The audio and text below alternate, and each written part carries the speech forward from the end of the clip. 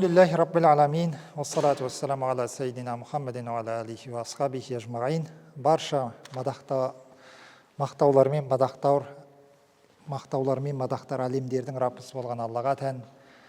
Салауаттар мен сәлемдер ардақты пайғамбарымызға, пайғамбарымыздың барша үмметтеріне Алла Тағаланың рахметі болсын деп, бүгінгі сабағымызды ары қарата жалғастыратын боламыз. Намаздың әдептері туралы осы Бидаятул Хидая, Тура жолдың бастауы деген кітаптан сабағымызды жалғастырып жатқанбыз.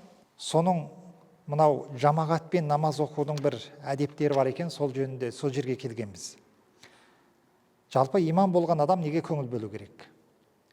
Вала язидул имаму аля саласин фи тасбихатир руки ва суджуд. Негізі имам болған кезде рукуге барғанда болсын, немесе сәждеде болсын, тәсбихтарды 3-тен асырмаған абзал. Артыңызда жамағат тұратын болса. 3 рет айтқаныңыз жеткілікті. Субхан раббил азим. Рукуде тұрған кезде, Субхан раббил а'ла, сәждеде тұрған кезде. Бұл әсіресе жұма намазында, немесе артыңызда бір жерге қонаққа барып қалдыңыз, сізді намаз қансыз ғой деп имамдыққа шығарып жерді. Артыңызда сіз танитын адам бар, танымайтын адам бар. Ондай жағдайда сіз не істейсіз? Руку мен сәжденің тәсбихін 3 реттен асырмаңыз, абзал болғаны. Ал қай уақытта сіз асыруыңызға болады? Егер артыңыздағы жамағаттар белгілі адамдар болса, мысалы, танисыз, біреу жездеңіз, біреуі балдызыңыз деген сияқты, өзіңіздің бауырыңыз, білесіз ол адамдардың аяғы ауырмайтынын, бел ауырмайтынын рукуге барған кезде, ондай жағдайда 5-ге, 7-ге, 90-дар мен 9-ға дейін өзіңіз қалағанша айта беруіңізге болады. Түсінікті ме? Бірақ танымайтын жамағаттар болса, артыңызда 3-тен асырмау керек дейді. Вала ютаввилу алал қауми. Жалпы жамағатқа имам болған кезде вала ютаввилу алал қаум деген сөз жамағатқа намазды ұзартып жүрмеңіздер дейді. Бұны немен тәфсірлейді? ولا يزيد دعاءه في التشهد الآخر على قدر تشهده وصلاته على رسول الله صلى الله عليه وسلم. Мысалы біз соңғы отырыста отырған кезде үнемі әттахият дұғасын оқимыз. Дұрыс па? Сосын әттахият дұғасын оққаннан кейін пайғамбарымызға салауат айтамыз. Салли бәрикті оқимыз. Енді біреуі әттахиятын оқу уәжіп, салауатты оқу сүннет. Енді осыдан кейін де пайғамбарымыз саллаллаху алейхи вассаламнан жеткен хадистер бар, дұрыс па? Осы сәлемнен бұрын осы дұғаны оқу керек деген. Аллаху минни аузубика мин азаби жаханнам деген дұғалар бар мысалы. Осы дұғаларды Раббана атина дұғасын оқимыз салауат айтқаннан кейін. Енді осы жерде бір көңіл бөлетін нәрсе дейді. Сіздің салауаттан кейінгі оқитын дұғаларыңыз мынау әттахияты мен салли бәриктің көлемінен асып кетпеу керек дейді. Түсінікті ме? Дұға қосыңыз, бірақ қысқа дұғаларды қосыңыз. Оның көлемі қаншалықты болу керек? Мынау салауаттан кейін оққан дұғаңыздың көлемі әттахият мен салли бәрикті екеуін қосқан кездегі көлемінен, соның ұзындығынан қосқан дұғаңыз асып кетпесін. Түсінікті ме? Өйткені біздің ғалымдарымыз айтқан, осы әттахият мен салауаттан сіздің қосқан, содан кейінгі қосқан дұғаңыз әттахият мен салауаттың көлемінен асып кететін болса, сол дұғаны қосуыңыз сізге мәкрух болып саналады. Түсінікті ме? Өйткені қандай дұға қосыңыз, бірақ әттахият мен салауаттан қысқа болу керек қосқан дұғаларыңыз, кейінгі оқитын дұғаларыңыз. Бұл не? Жамағатқа намазды созып жіберу болып саналады. Өйткені кейбір адамдардың жұмысы болуы мүмкін, кейбір адамдар бел ауырып отқан болуы мүмкін, кейбір адамдар мысалы әттахиятқа отырған кезде тізесі ауырады. Сол жақтан қарасаңыздар. Вала ваянуил имаму инда таслими ассалама алал қауми. Жалпы имам сәлем берген кезде екі жаққа, жамағатқа сәлем беруге, оң жағындағы, сол жағындағы, оң жаққа сәлем берген кезде, оң жақтағы жамағатқа, сол жаққа сәлем берген кезде, сол жақтағы жамағатқа және періштелерге сәлем беруге ниет етеді. Ваянуил қауму би таслимихим жауабаху дейді. Ал енді арт жақтағы жамағаттар сәлем берген кезде, сол сәлем арқылы не істейді? Имамның сәлеміне жауап береді. имам сәлем береді ғой, жамағат та сәлем береді, бірақ ол сәлемінің маңызы дейді, сол имамның сәлеміне жауап беретінде болады дейді. Жалпы сәлем берген кезде соған ниет ету керекпіз. Жақсы, сәлем бердік, намаздан шықтық. Енді не істейміз? Жалпы имам болған адамды айтып жатыр бұл жерде. Ол сіз мешіттегі имам деп ойлап қалмаңыздар, өзіңіздің үйіңізде жұбайыңызға имам болсаңыз да, артыңызда екі балаңыз үйіп тұрса да, осылай жасау керексіз негізі, әдеп бойынша.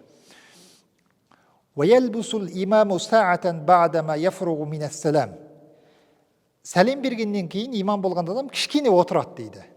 Бірден қыбладан бұрылып кетпейді, кішкене отырады. Енді осы отырыстың көлемін пайғамбарымыз саллаллаху алейхи вассаламның хадисінде келгендей, 3 рет пайғамбарымыз астағфирулла деп не істейтін болған? Истигфар айтатын болған. Бұның себебі де біз намаздың ішінде қателіктер жібереміз мүмкін. Намазда тұрамыз, үйімізді, бала-шағамызды, дүниемізді ойлап кетуіміз мүмкін. Енді сондай бір намаздағы кемшіліктер болатын болса, содан Алладан кешірім сұраймыз. Алла тағала, менің осы намазда жасап қойған кемшіліктерімді кешір, кемел түрде намазыңды қабыл ет деген мағынада біз истигфар айтамыз намаздан кейін бірден. Содан кейін Аллахумма анкассалам ва минкассалам табаракта я зал джалали вал икрам дұғасын оқимыз. Бұл пайғамбарымыздың хадисінде келген. Міне, осыншалықты уақыт дейді біз, осы 3 рет истигфар айтып, осы дұғаны оқығандай, оқитындай уақыт не істеу керек екенбіз? Қыбладан бірден бет бұрып кетпейді екенбіз. Осы дұғаны оқимыз деген сөз. Оның көлеміне осы дұғаны оқу керекпіз. Одан кейін имам болған адам не істейді? Осы дұғаны оқығаннан кейін енді кейбір адамдар осы дұғаны оқыған кезде бұл негізі зікір ғой, дұға емес қой, қол жаймау керек деп айтады да, ол дұрыс емес негізі. Бұл жердегі зікір Аллаға мадақ болғанмен, бұл қандай зікір? Дұға мағынасындағы зікір да. Сондықтан біз міндетті түрде деген кезде енді ол уәжіп, парыз емес, жақсы көрілген амал не? Осы зікірді айтқан кезде қол жаю керекпіз. Түсінікті? Одан кейін имам болған адам жамағатқа бұрылады. Осы дұғаны оқығаннан кейін жамағатқа бұрылады. Енді қараңыз. Абзал болған, қалай бұрылу керек? Абзал болған, егер мынау пайғамбарымыз саллаллаху алейхи вассаламның мешіті емес, басқа мешіттерде сіз имам болсаңыз, басқа мешіттерде намаз оқитын болсаңыз, онда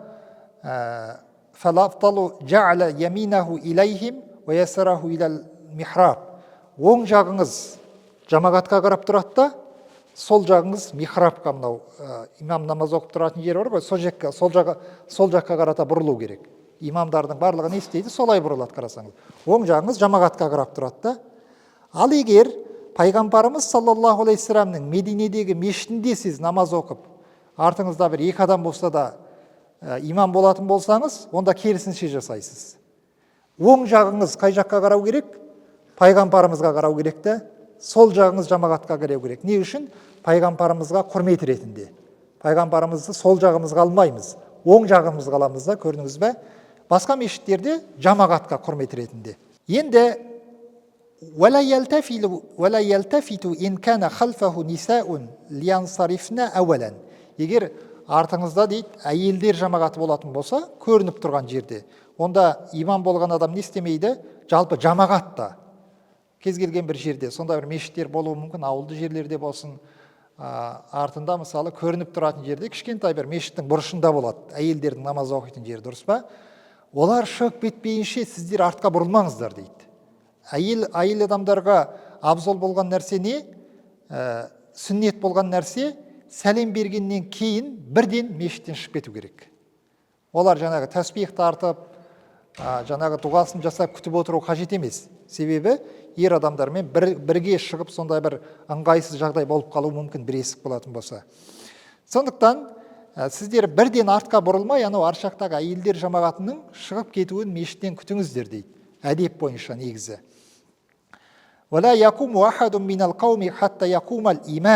Енді бұл жерге қараңыздар. Енді имам қараңыз. Имам сәлем берді ғой екі жаққа. Оң жаққа сәлем берді, сол жаққа сәлем берді. Имам орнынан тұрмайынша сіздер тұрмаңыздар дейді орындарыңыздан. Өйткені имамнан бұрын тұрып кету ол мәкрух болып саналады. Сәлем берді, әлі оң жаққа бұрылып отырған жоқ. Түсінікті ме? Яғни оң жаққа бұрылып отырған жоқ. Дұға жасап жатыр имам. Аллахумма антассалам, аминкассалам дұғасын жасап жатыр. Сіз не істейсіз? Имамды күтпей тұрасыз да зытасыз ар жаққа қарата. Ол дұрыс емес. Түсінікті ме? Асығыс болсаңыз күтіңіз. Анау Аллахумма антассалам, аминкассалам дұғасын оққаннан кейін имам бұрылады.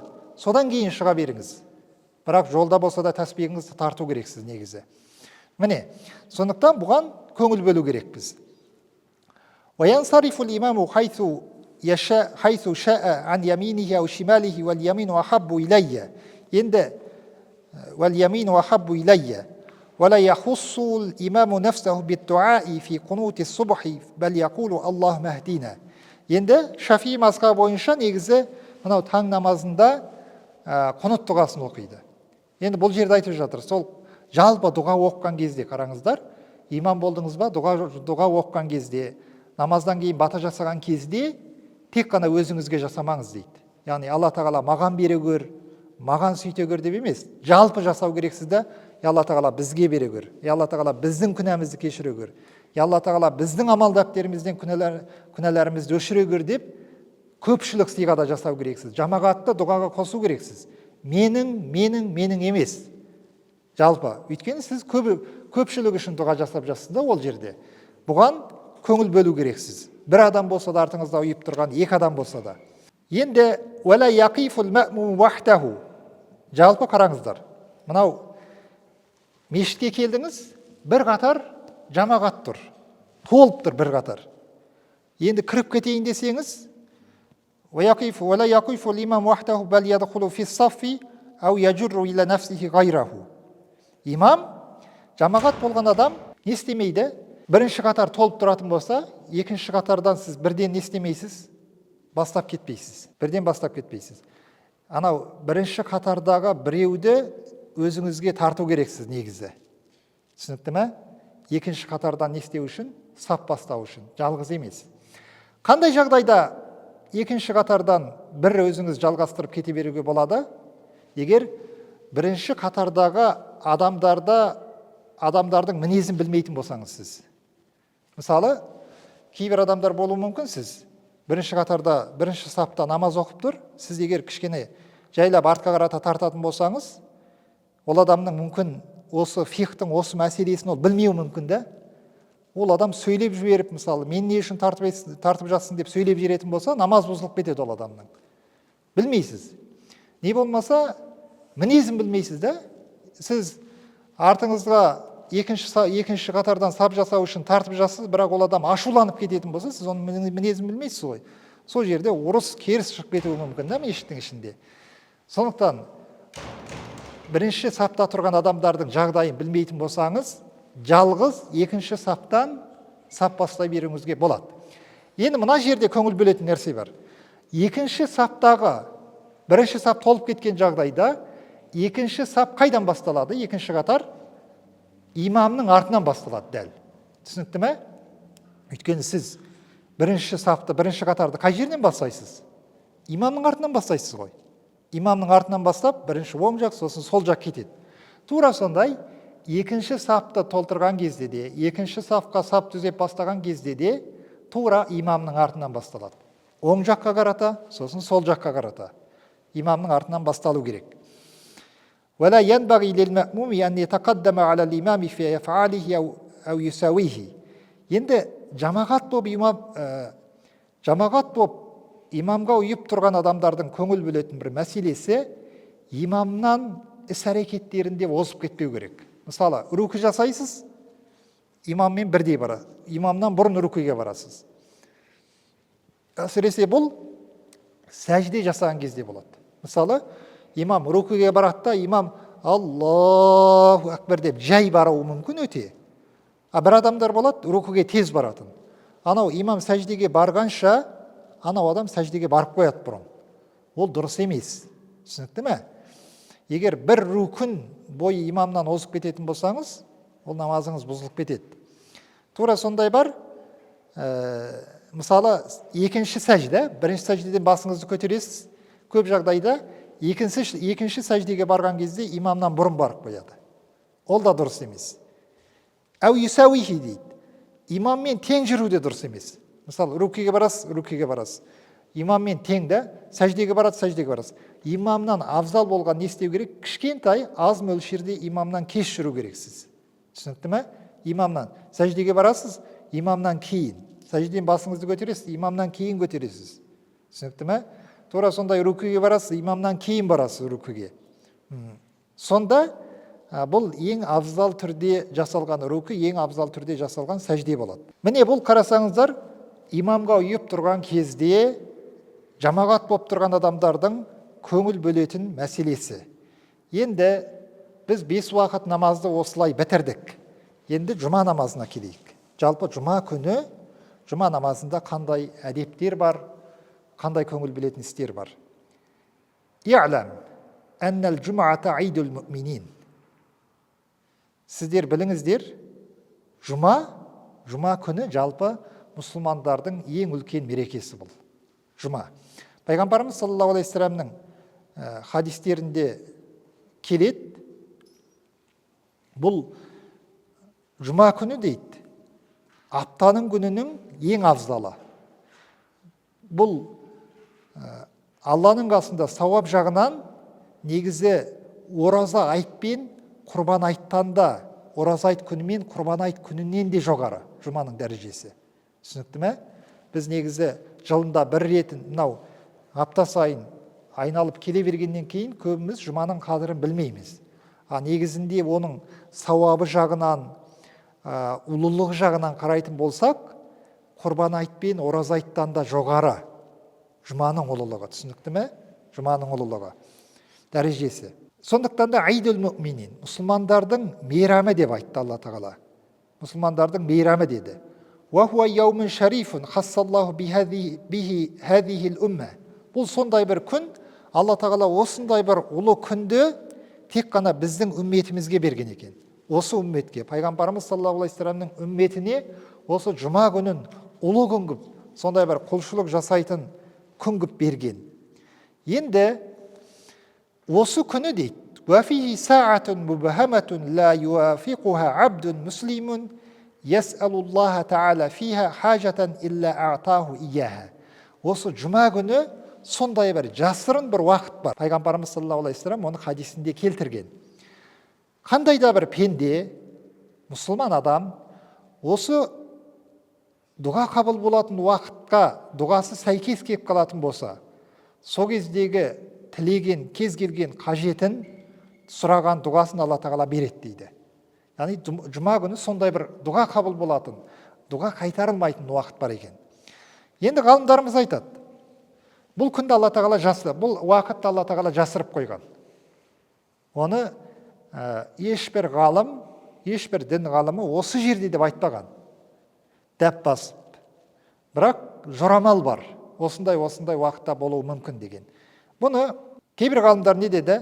Бұл уақытты жұма күні асыр намазынан, екінті намазынан кейінгі уақыт. Екінті намазынан кейінгі уақыт дейді. Жұма күні бар. Жұма күні 5 намазын оқимыз, екінті намазынан кейінгі уақыт осы жаңағы дұға қабыл болатын уақыт болуы мүмкін деген. Енді екінті намазынан бастап ақшам намазына дейін ғой. Қарасаңыз, о жерде 3 сағатты уақыт бар. Оның барлығы емес. Соның ішіндегі бір минут немесе 30 секунд уақыт болуы мүмкін.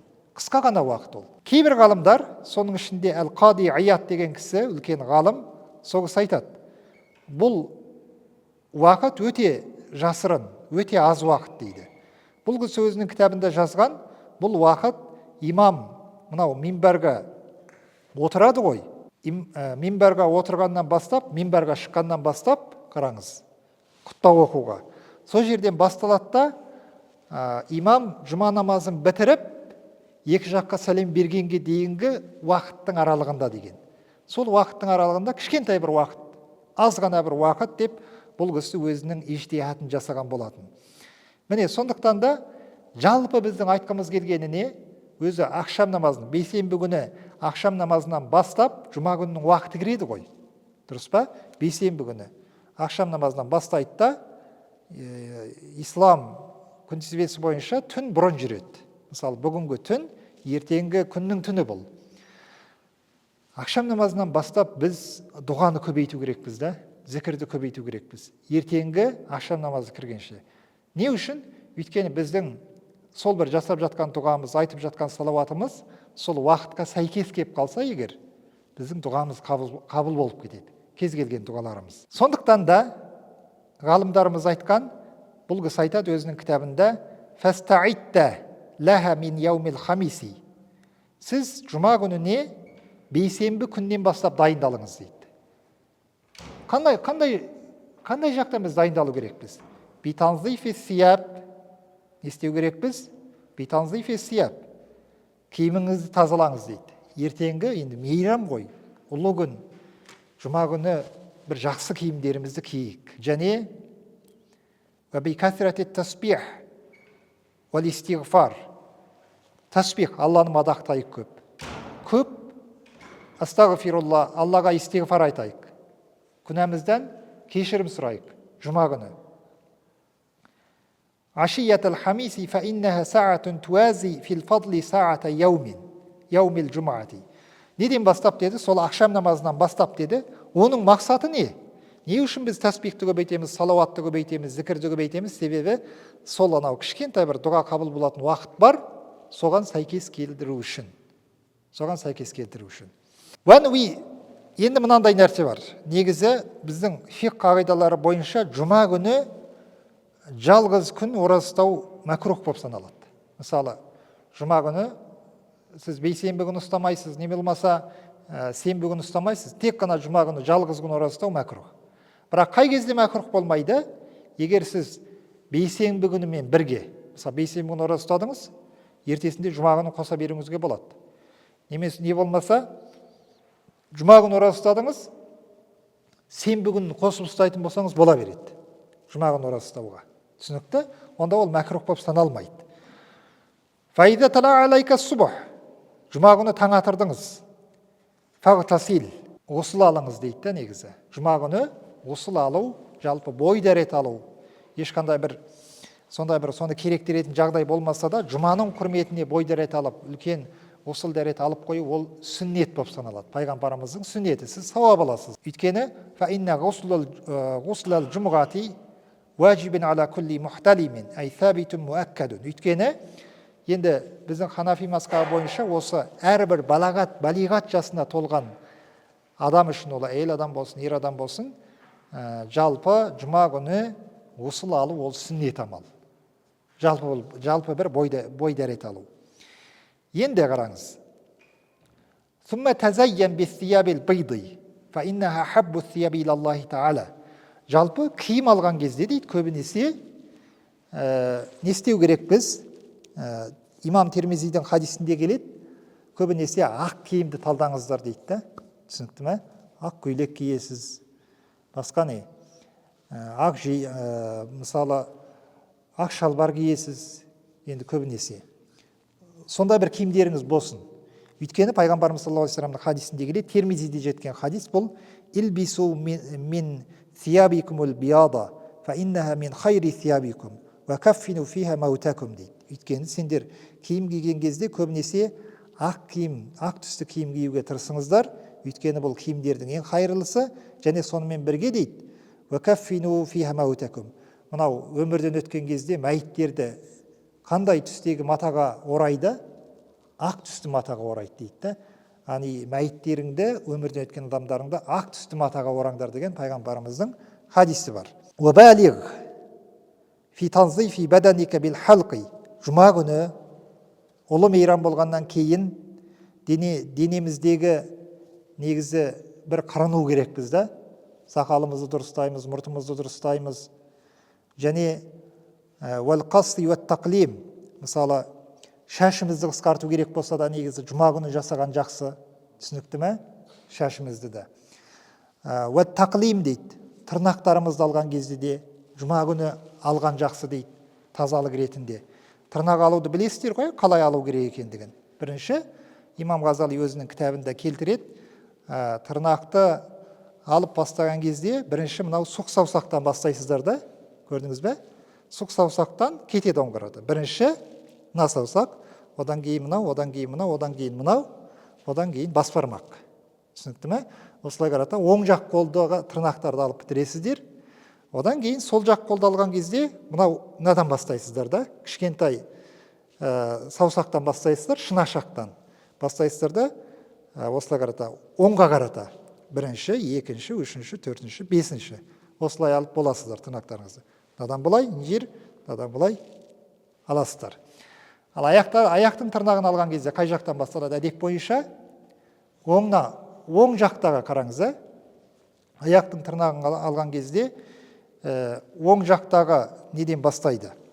Оң жақтағы кішкентай саусақ бар ғой, кішкентай саусақтан бастап, сол жағынан шығып кетесіздер аяқтың. Сол аяқтың кішкентай саусағынан шығасыздар алып.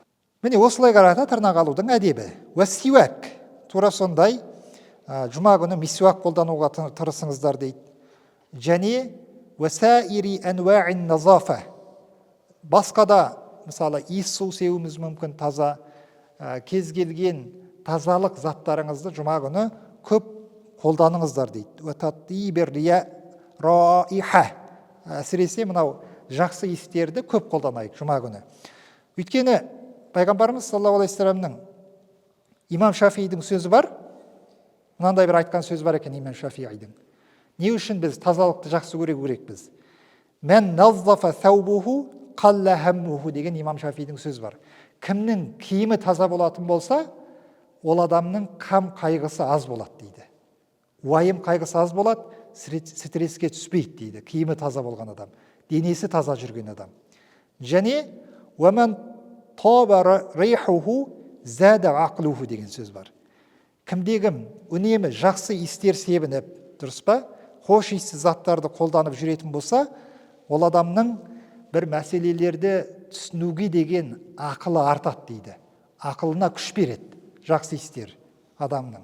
Сондықтан бұл мәселеге біз көңіл бөліп жүру керекпіз әрдайым. Сүмма бәккир иләл жәмиғи уәсә илайхи аләл хинәти уәссәкина. Жақсы, тазаландық, киімімізді тазаладық. Енді жұма күні баратын, жасайтын басқа амалдарымыз бар, кейбіреуіміздің жұмысымыз бар дегендей. Барынша жұма намазы күні ең жасайтын ұлы амал, ұлы ғибадат не ол? Жұма намазын оқу, түсінікті ме? Сондықтан жұма намазына ертерек баруға тырысыңыздар дейді. Жұма намазын ертерек баруға тырысыңыздар, бірақ барған кезде сондай бір асығып, алқынып, жолқынып емес, жай. Дұрыс, тыныш, түсінікті ме? Ешкімге зиян жеткізбей деген сияқты. Пайғамбарымыз саллаллаху алейхи вассаламның хадисінде келеді. Бұл хадис имам Бухаридің китабел жұма намазы бабында, тарауында келеді бұл хадис. Былай деп келеді.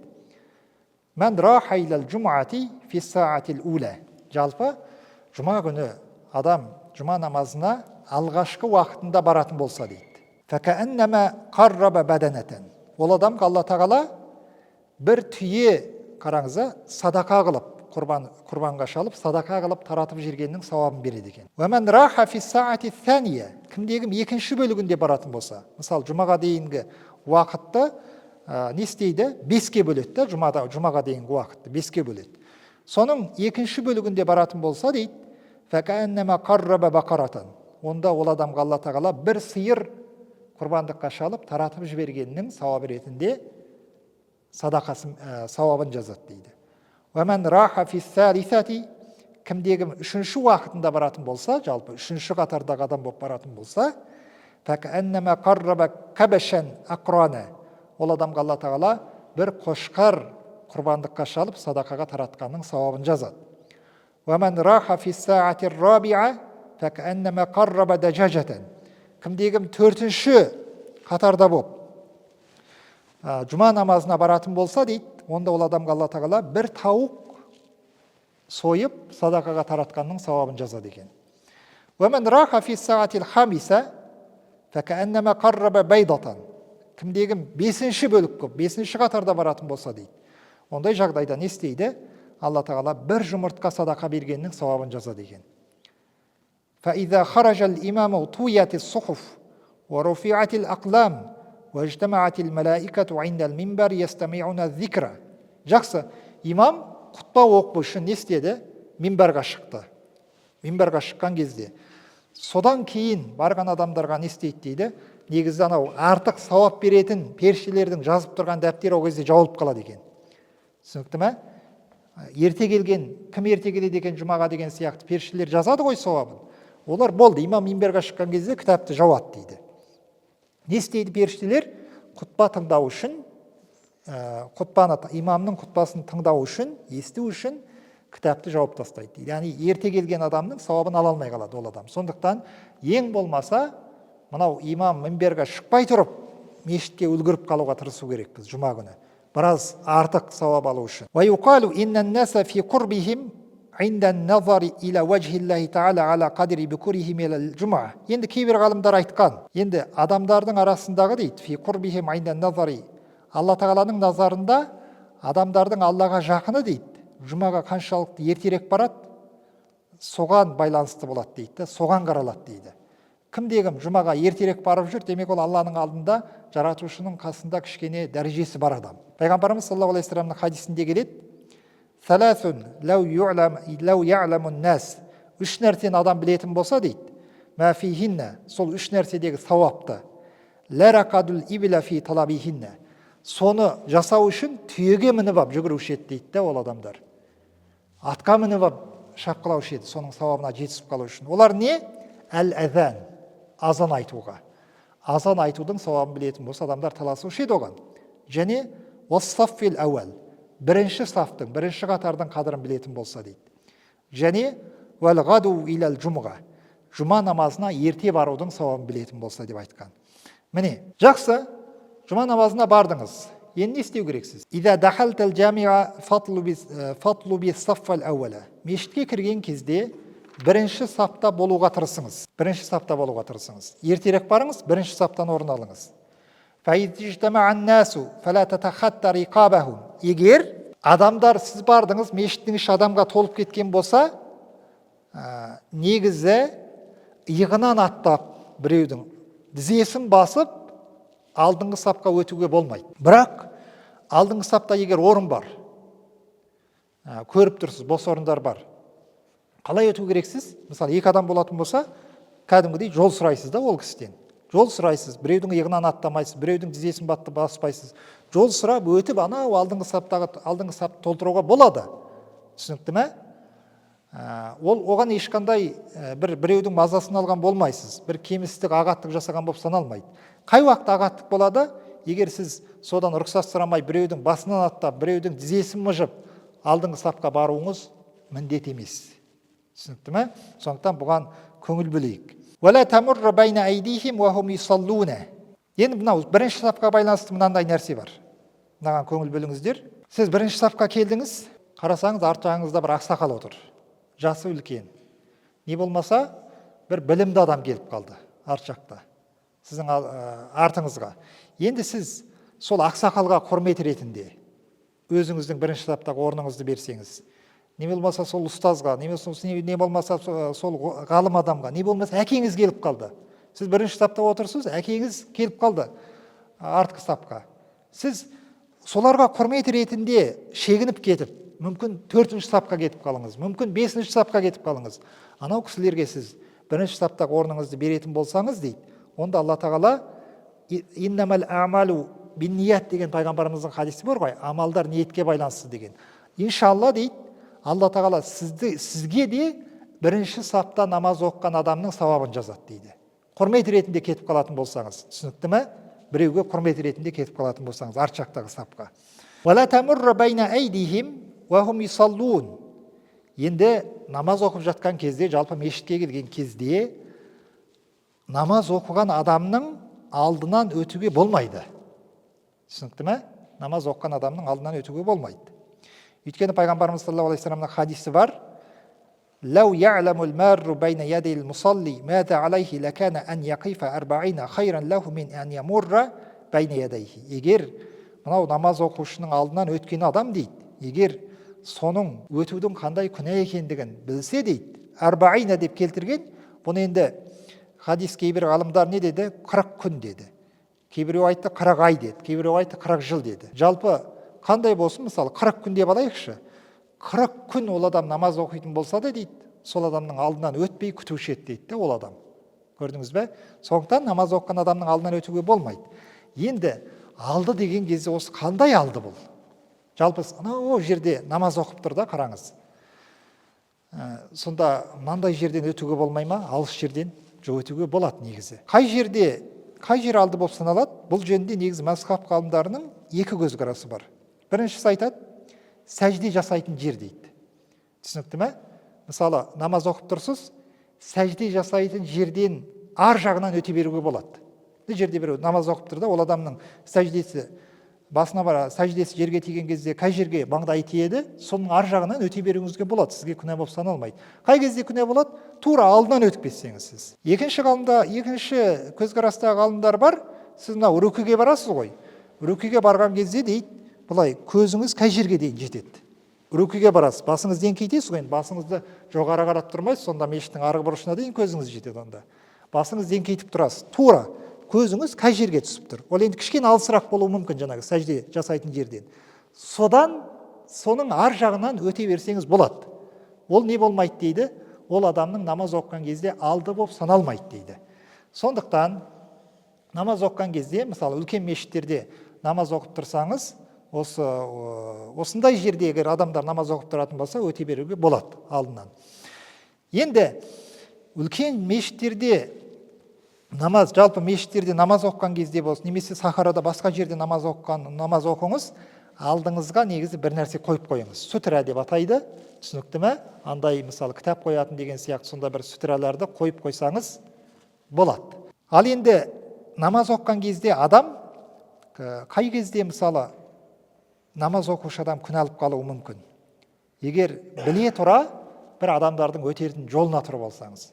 Мысалы өзіңіз қазір намаз оқисыз да, кешігіп қалдыңыз, сүннет намазыңызды барып анау есіктің алдына оқып алсаңыз да, ол енді адам өтетін жер ғой негізі. Негізі сіз күнә алып қаласыз да ол жерде. Оқымайтын жерде намаз оқығаныңыз үшін, жолға тұрып алғаныңыз. Уәжлис би құрби хаитин әустуанатин хатта ла ямурру байни ядайк. Сондықтан намаз оқыған кезде дейді, көрдіңіз бе, намаз оқыған кезде көбінесе мынау дуалдың қасына барыңыз, немесе бір діңгектердің артына барыңыз. Егер кешігіп қалып сүннет намаздар оқитын болсаңыз, сол жерде оқыңыз намазыңызды. Алдыңыздан адам өтпеу үшін дедік. Уәмән ләм юхсин. Енді жұма күні жалпы оқитын не бар? Сүрелер бар. Дұрыс па? Мысалы, жұма күні Кәһф сүресін оқудың сауабы көп. Жұма күні пайғамбарымыз саллаллаху алейхи вассаламның хадисі бойынша Ясин сүресін оқу жөнінде пайғамбарымыздың хадистері бар. Жұма күні мысалы Духан сүресін оқу жөнінде пайғамбарымыздың, Мүлік сүресін оқу жөнінде пайғамбарымыздың хадистері бар. Енді бір адам дейді, жақсы, осы сүрені көбіміз оқи алмаймыз негізі. Кейбіреуіміз қолымыз бос емес, кейбіреулеріміз енді Ясин сүресін оқу үшін жарты күн уақыт кетуі мүмкін. Дұрыс па? Әріптеп отырған кезде 5-6 сағат уақыт кетіп қалуы мүмкін. وَمَنْ لَمْ يُحْسِنْ ذَلِكَ فَلْيُكْثِرْ مِنْ قِرَاءَةِ سُورَةِ الْإِخْلَاصِ. Егер сіздер осындай ұзын сүрелерді оқи алмайтын болсаңыздар дейді, ондай жағдайда Ихлас сүресін көп оқыңыздар жұма күні. Кәһф сүресін оқи алмайтындай жағдай болды. Не болмаса басқа Ясин сүресін оқи алмайтындай жағдай болды. Енді Ихлас сүресін білеміз ғой. Әйтеуір жұмыста жүрсек те көп қайталаңыздар жұма күні. Оның пайдасы мол. Ва аксир минас салати ала Расулиллахи саллаллаху алейхи вассалам фи хадал яуми хассатан. Және жұма күні пайғамбарымыз саллаллаху алейхи вассаламға көп салауат айтыңыздар. Пайғамбарымызға көп салауат айтыңыздар. Жұма күні салауаттың, пайғамбарымызға айтылған салауаттың сауабы мол екен. Енді осы зікірлерді біз қай уақытқа дейін жалғастырамыз? وَمَهْمَا خَرَجَ الْإِمَامُ فَاقْطَعِ الصَّلَاةَ وَالْكَلَامَ وَاشْتَغِلْ بِجَوَابِ الْمُؤَذِّنِ ثُمَّ بِاسْتِمَاعِ الْخُطْبَةِ وَالْإِتِّعَاذِ بِهَا. Қай уақытқа дейін? Екінші азан айтылғанға дейін. Түсінікті ме? Мысалы, осы зікір айтуды, пайғамбарымызға салауат айтуды, екінші азан айтылады ғой. Сүннетті оқып боламыз, екінші азан айтылады, екінші азаннан кейін имам минберге шығады. Сол екінші азан айтылғанға дейін жалғастыра беруіңізге болады. Екінші азан айтылған кезде сіз болды, тоқтайсыз. Зікірден де тоқтайсыз, басқа нәрселерден де, сөзден де, әңгімеден де бүкілінен тоқтайсыз. Не істейсіз сіз? Екінші азан, бірінші азан айтылған кезде болсын, екінші азан айтылған кезде болсын, азан айтушыға жауап бересіз. яғни азан айтушымен бірге сіз өз ішіңізден қайталап отыру керексіз дұғаларды. Сұмма одан кейін азан айтып болғаннан кейін неме шұғылдану керексіз? Құтпаны тыңдау керексіз. Ол жердегі құтпа бар ғой, имам құтпа оқиды. Сол құтпаны тыңдау керексіз. Құтпа кезінде телефонмен сөйлесуге, WhatsApp-қа кіруге, Instagram-ға кіруге, басқа не бар өзі? Жерді шұқылап отыруға, басқа не бар? Кез келген бір артық әрекеттерді жасауға болмайды, түсінікті? Артық әрекеттер жасауға болмайды. Имам құтпа оқып жатқан кезде. Вадa'ил калама рa'сан фил құтпа дейді. Құтпа оқып жатқан кезде сөзді түбегейлі тастаңыз. Әңгімені тастаңыз, болды. Имамның құтпасын тыңдау керексіз. Өйткені пайғамбарымыз саллаллаху алейхи вассаламның хадисінде келеді: «Анна ман қала ли сахибихи вал имаму яхтубу ансит ау сах фақад лага». Пайғамбарымыз саллаллаху алейхи вассаламның хадисінде келгендей, кімде-кім жұма күні имам құтпа оқып жатқан кезде бір адамға не істеді? Қасындағы бір адам телефонмен сөйлесіп жатыр, немесе WhatsApp-та отыр, немесе Facebook-та отыр. Қасыңыздағы жолдасыңызға тынышталыңыз, жұма күні имам құтпа оқып жатқан кезде бұны жасауға болмайды деп айтатын болсаңыз дейді, онда сіз сауабынан ажырап қалдыңыз дейді. Түсінікті ме? Құтпа тыңдау сауабын қалай деп айтсақ болады? Жұманың кемел түрде жұманы өтемеген боласыз сонда сіз. Бір ауыз сөз айтып қойдыңыз да, ол жақсы сөз, негізі ескерту үшін айтып жатсыз да, бірақ сонда да енді ана адамды телефон шұқылап жатқан адамды айтудың қажеті жоқ ол. Бұны ғалымдарымыз не деді? Фақад лага деген хадиске тәфсір жасаған ғалымдарымыз айтады, жұма намазы ол адамның мойнынан түсе береді, бірақ сауабын азайтып жібереді сол сөйлеген сөз. Өйткені не үшін? Көрдіңіз бе? Өйткені оны сөзбен емес, іс-әрекетпен де көрсетуге болушы еді дейді да, оны көрдіңіз бе? Бұлай жұма күні болмайды деп ескерту жасайсыз да, қасыңыздағы адам түртесіз айтасыз, болмайды жасауға мынаны. Көрдіңіз бе? Іс-әрекетпен де көрсетуге мүмкіндік болған жерде сіз сөйлеп қойдыңыз. Сондықтан сауабын азайтып жібереді. Сүммақтади бил имами кама сабақа, енді осыдан кейін осыдан кейін не істейсіз? Имам құтпадан түседі, ары қаратасыз, жоғары жақта айтып кеттік біз. Имамға қалай ұю керек? Тура сонда имамға ұйысыз, одан кейін сәлем бересіз дейді.